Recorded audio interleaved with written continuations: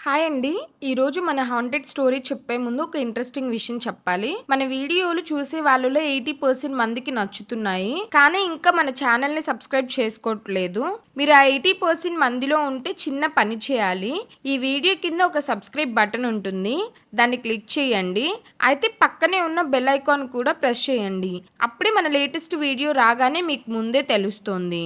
చాలాసార్లు మనకి వార్తల్లో రకరకాల మర్డర్స్ గురించి తెలుస్తాయి. కానీ కొన్ని మర్డర్స్ గురించి వింటే మన ఒళ్ళు గగ్గురు పొడుస్తుంది. ఈ కథ కూడా లడఖ్ పోలీసులు సాల్వ్ చేయని ఒక హత్య కేసు గురించి. రవి హత్య ఒక అంతు చిక్కని కేస్. ఒకరోజు ఉదయం లడఖ్ పోలీసులకు ఒక చిన్న హోటల్ నుండి ఫోన్ వచ్చింది. తమ గదిలో ఒక గెస్ట్ డెడ్ బాడీ దొరికిందని చెప్పారు. లడఖ్ పోలీసులు రోడ్డు ప్రమాదాల్లో చాలా మంది టూరిస్టు చనిపోవడాన్ని చూశారు. కానీ లడఖ్లోని ఒక చిన్న హోటల్లో ఒక వ్యక్తిని ఈ విధంగా హత్య చేయడం వారు మొదటిసారి చూశారు. ఆ మృతదేహం 27 ఏళ్ల రవిది. అతను కొన్ని రోజులుగా ఆ హోటల్లో అందరి కళ్ళ నుండి దూరంగా ఉంటున్నాడు. అతని మెడపై నల్లటి గాయాలున్నాయి. కళ్ళు తెరిచి ఉన్నాయి. చనిపోయే ముందు అతను ఏదో భయంకరమైనది చూసినట్లు అనిపించింది. పోలీసులు అతని గదిలో సోదా చేయగా వారికి ఒక లెటర్ దొరికింది.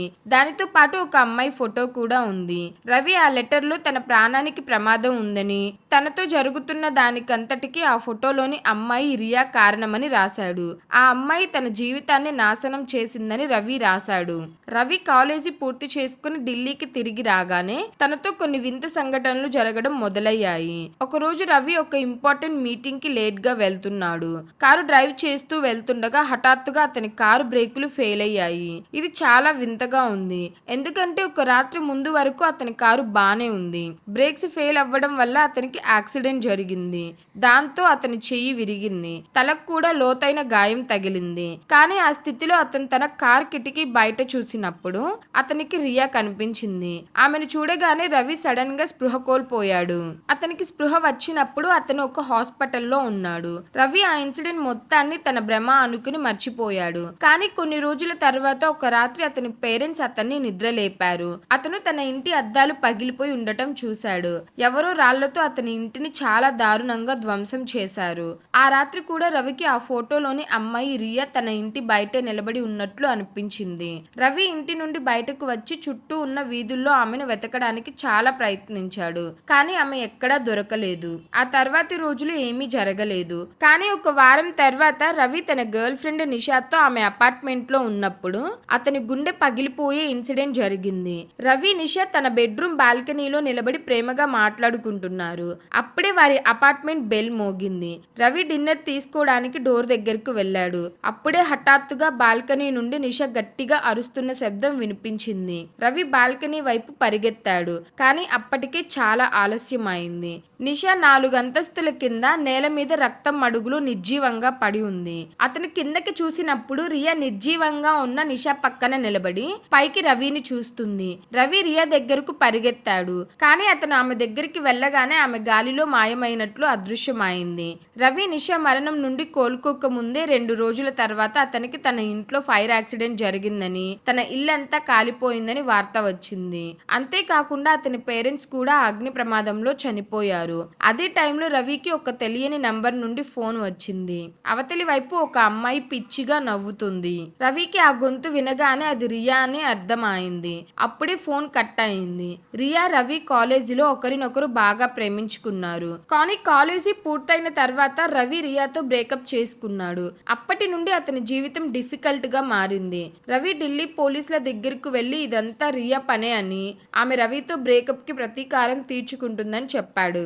కానీ పోలీసులు రవి మాటలను పెద్దగా పట్టించుకోలేదు. రవి తన లెటర్లో ఢిల్లీ పోలీసులు రియాతో కుమ్మక్కయ్యారని రాశాడు.